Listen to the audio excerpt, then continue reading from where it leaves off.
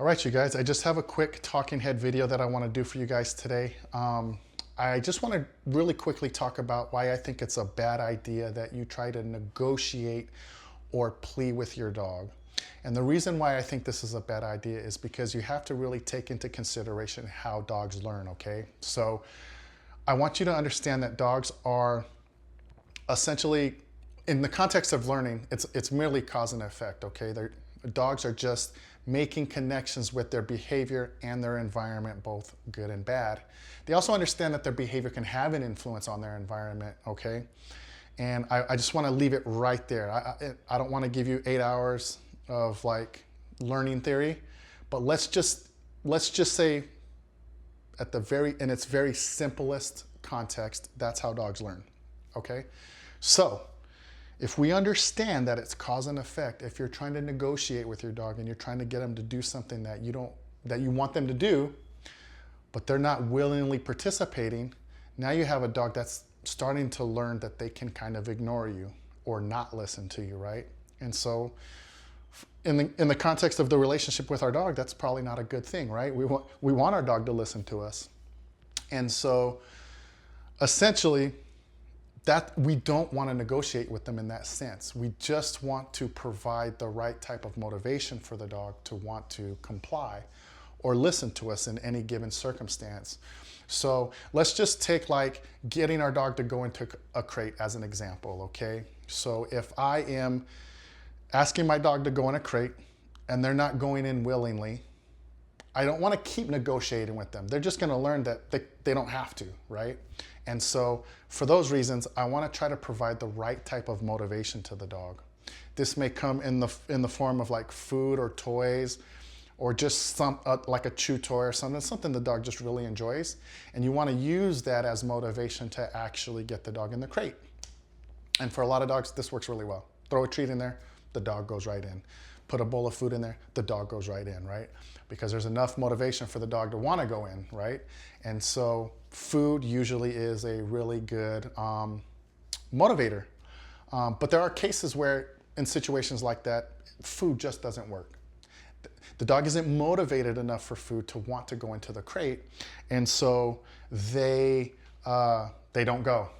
They just turn around and go the other direction, right?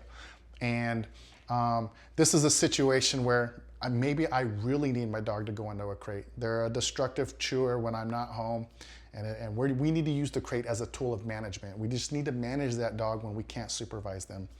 And so in this case where food falls short, maybe I need to manually help my dog into the crate. Maybe I need to grab him by the collar and just guide him in.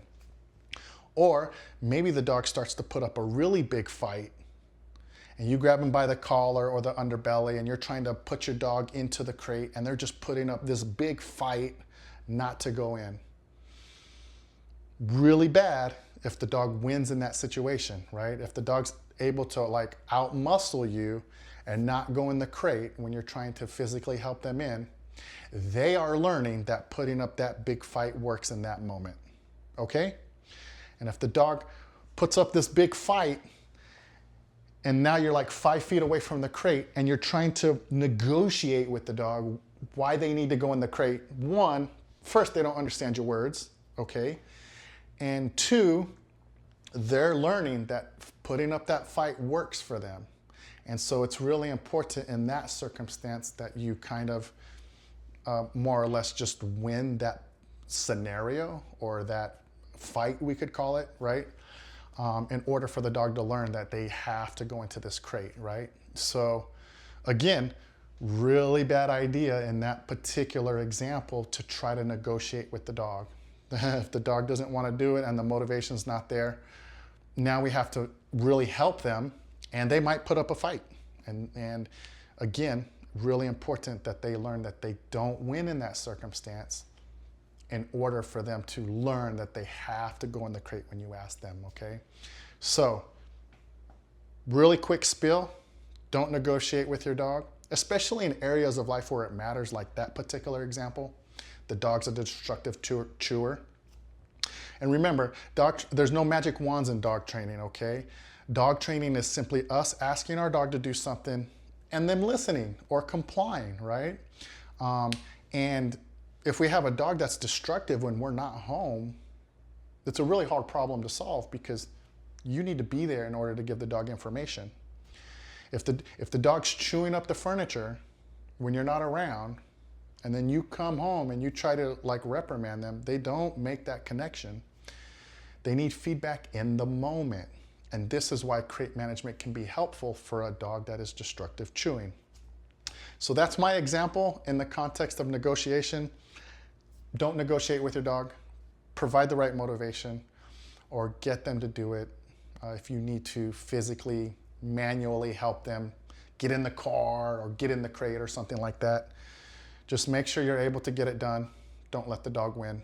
And eventually they'll learn that that's just what they have to do when you ask them to do that.